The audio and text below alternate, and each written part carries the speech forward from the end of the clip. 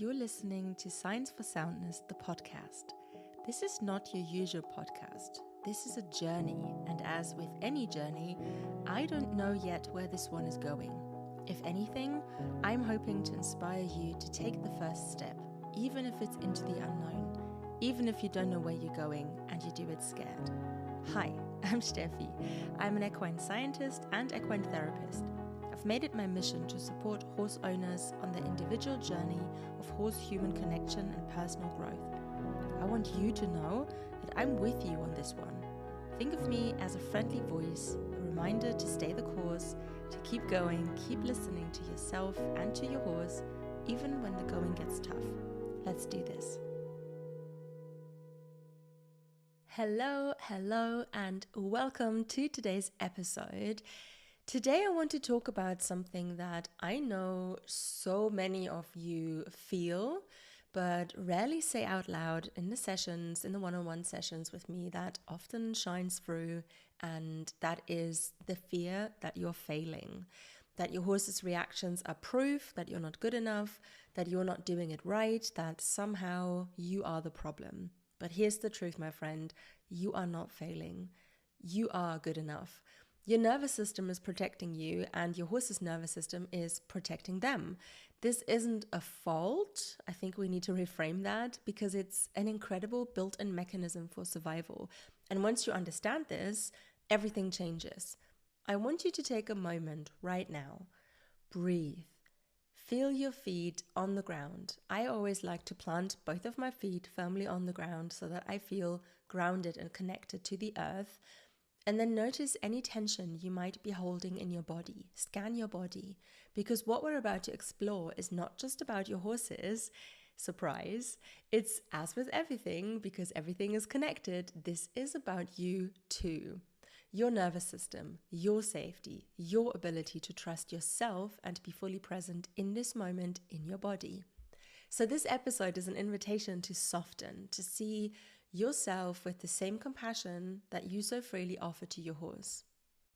I want to share a personal story to begin with, because when I just finished my undergrad degree, I made the bold choice to move my horse Sun from Germany to the UK. At that point, I had pretty much gone back to Germany once a month in order to spend time with my horse and work with her and connect with her, but it just wasn't serving us.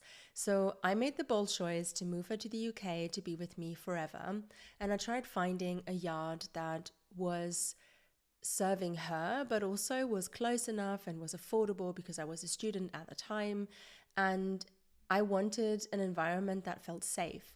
And you have to understand that Sun comes from a herd of about 30 plus mares, and they all had foals and she never did, but she grew up with a mix of different personalities, different characters, different ages, but it was always a safe space and the environment always served that. So I tried to find a place, and it was incredibly hard to find something that people were willing to take her on, because they didn't know what they were getting in for, and because she was a gated horse, and in the UK that wasn't such a done thing. I think we were frowned upon pretty much everywhere apart from like 2 places, and I made the choice to go with one of them because it was the closest and affordable, and it was with a family who were lovely, lovely people. So in case you're listening, shout out to you. Thank you for taking me in. Thank you for taking Sun in at the time. Sun went to this family. We drove her over. I was there with her as well. So it was a road trip. It was fun, but it was also exciting and a little bit scary, to be honest, because it was a long journey. And when we finally arrived, I was so relieved because I felt like, oh, finally we can settle into this new routine. Sun is in the UK. I can go there every day, pretty much every day, unless I'm working like 10-hour days. And I was so sure that from then on, we were going to move on. It was going to get better. But what I found was that due to circumstances beyond my control, all of the horses at this place, and there were only 3, including Sun, were kept in singular paddocks. One of the horses was 30 plus years old, and she'd always lived right next to this other mare who had been stabled there for years as well, but they've never been together in the same field. They've always been separated by just one single fence. So it was like a one electric wire tape that separated them. So they could have technically even possibly mutual groomed, although I don't know if they would have done that with an electric wire between them. But most of the time that wasn't even on. So it was very interesting. And there was the idea in the room to put them all together because I promised them that Sutton comes from this really sociable herd, and she was like super, super capable and able to navigate everything, in this social context. But I believe that they just were a little bit scared, a little bit worried. So that didn't happen. And that's okay. People make their own choices. And I did not want to force them to do what I wanted to be done.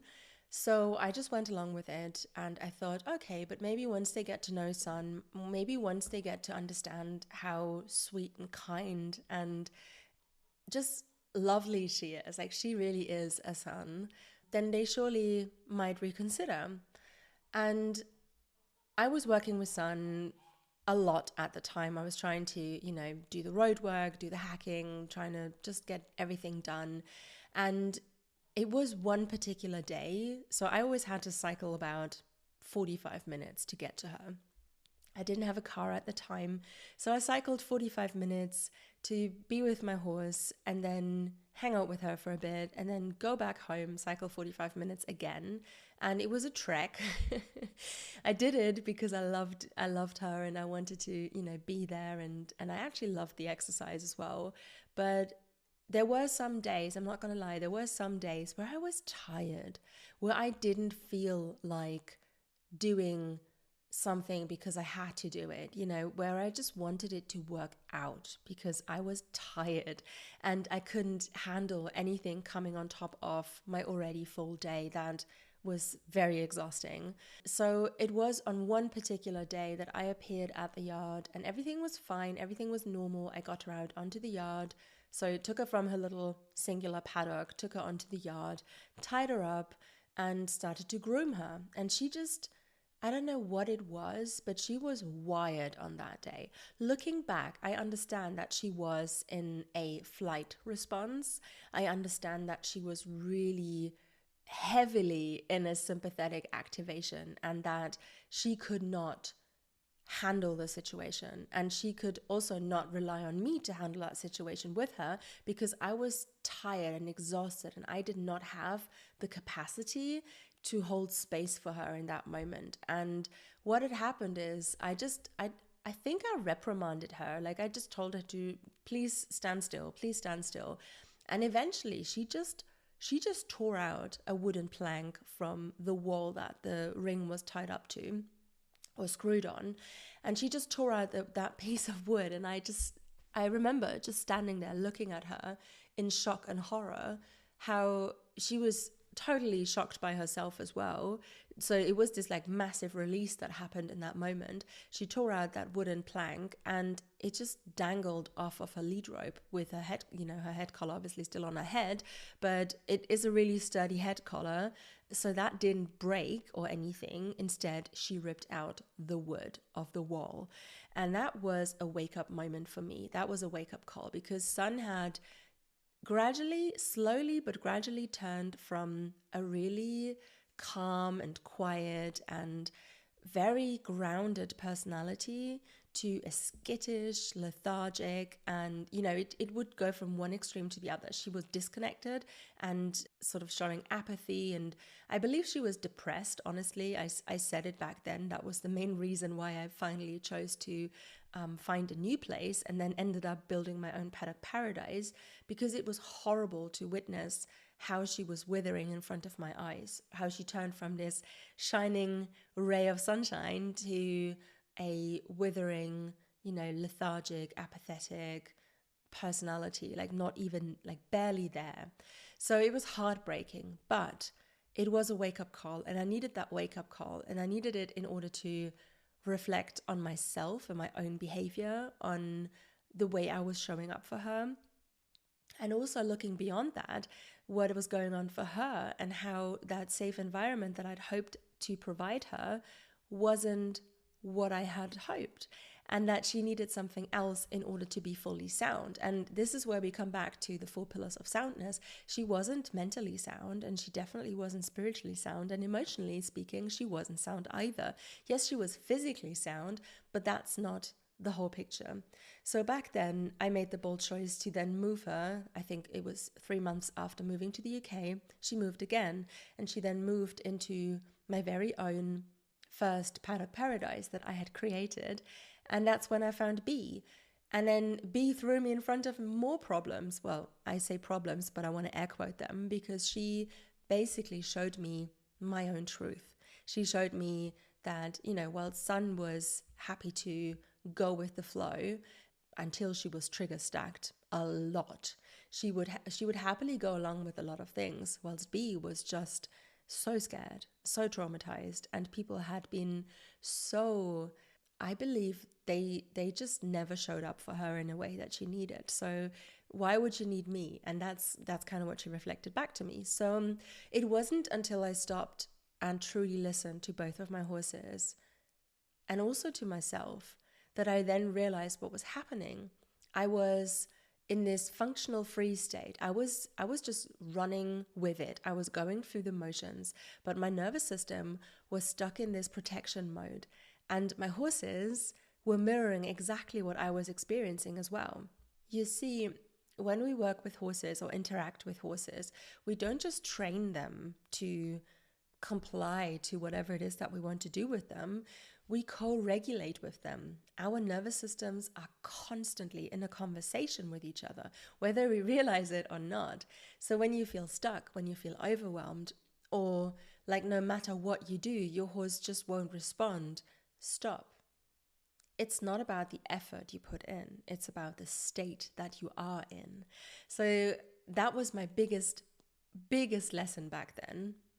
It really was an eye-opener, because until that point, everything just kind of always worked out. But when I realized how difficult this situation was for Sun and how little capacity I had to hold space for her, and then being forced to confront myself with yet more of these shadow aspects when working with B, it was that was a truth bomb.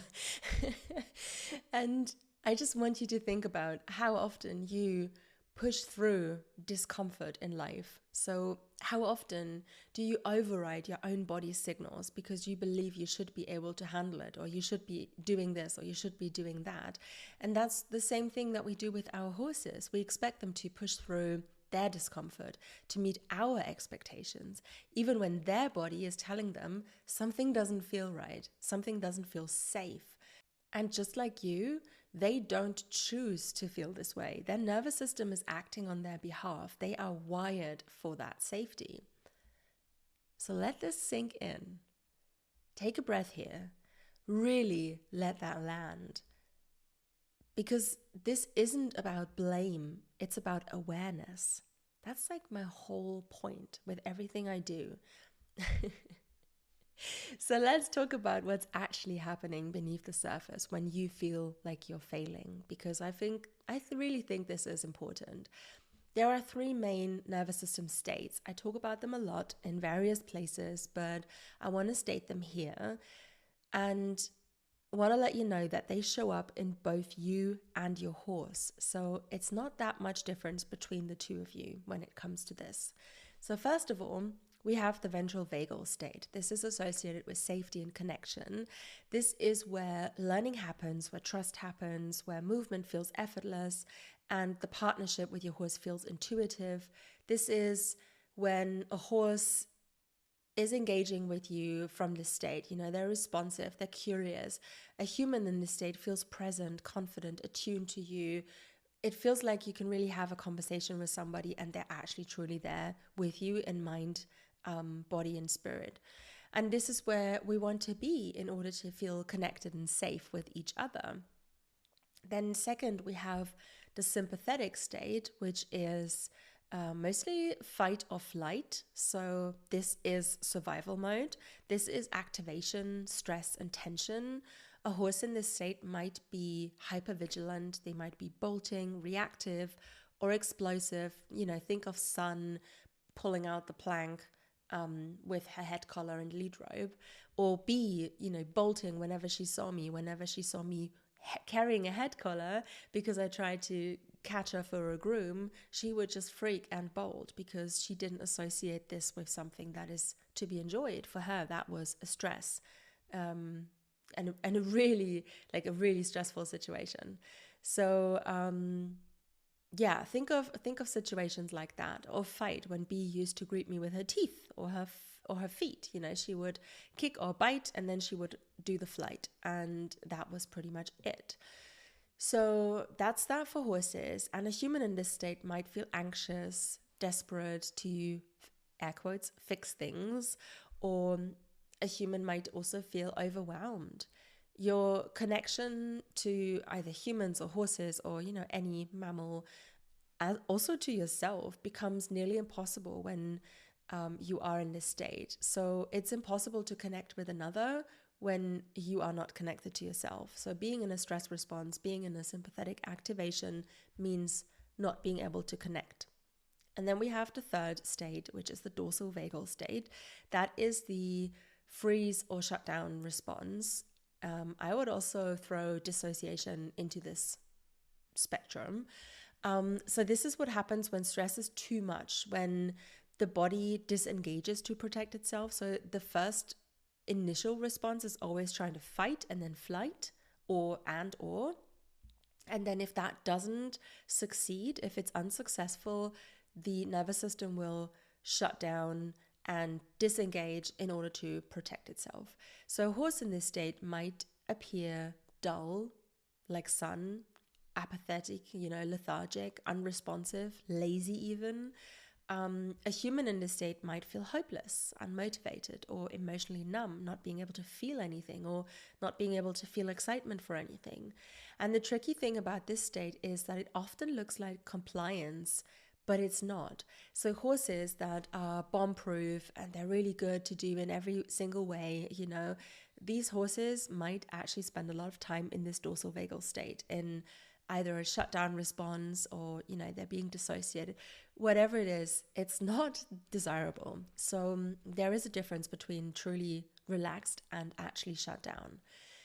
So I want to know, does any of this sound familiar to you? Have you ever felt like you're completely disconnected from your horse or yourself, wondering why nothing you're doing is working? Now, imagine what happens when your nervous system and your horse's nervous system are both stuck in this protective state. Think back to Sun and me. I didn't have the capacity to give or hold space for her, and she could not handle that, and she could not handle herself. So we were both stuck in a protective state. And that also means no one can learn, no one can soften, no one can connect. And this is why pushing harder doesn't work. This is why just try it again or do more of it is not the answer, because the problem isn't skill, the problem is state. So, what can you do about that? How do you shift from survival mode into connection? First of all, I want to say pause. Pause before you react, because awareness is everything. And next time your horse reacts in a way that triggers frustration in you, instead of lashing out, instead of snapping into fight as well, stop. So instead of thinking, why won't they just listen? Ask yourself, what state are they in right now? And also, what state am I in? Then next up, I would love for you to try to breathe. Breathe to signal safety. Your breath is the fastest way to shift nervous system states. Try inhaling for 4 counts, then hold it for 5, and then exhale for 6. I promise you, that is magic. The longer exhale tells your body, I'm safe, and it actively reduces your heart rate, and it helps you to regulate back into a balanced state, which again will be picked up upon by your horse. So they can co-regulate with you in that moment. So try breathing. So 4 counts breathing in, 5 counts holding, and then breathe out for 6. It's magic. You'll love it. Next up, try and soften your own body first. So your horse is reading you before you even speak. Your body, they can read you like an open book. So let your shoulders drop. Feel your feet on the ground. Remember how I said I like to place both of my feet firmly on the ground to feel that grounding effect, to feel connected to the earth. So feel your feet on the ground, release tension from your jaw, and notice, are you breathing? Because a lot of us hold our breath when we're stressed or when we're experiencing tension. And then see what changes in your horse when you shift yourself first. This is so beautiful. And then number 4, be willing to step away. Because if either of you are stuck in a survival state, sometimes the best thing you can do is to walk away. There is no shame whatsoever in saying, all right then, not right now. It is actually a gift that you're not just giving to your horse, but also to yourself, because you can always come back to this point and try and do the same exercise or whatever it is that you're working on at a later stage. I mean, I recognize that there are situations in which we cannot step away, obviously, but if you're in a training situation and somebody's suggesting to you, just push through, try harder, do more of it, I'm asking you to just stop.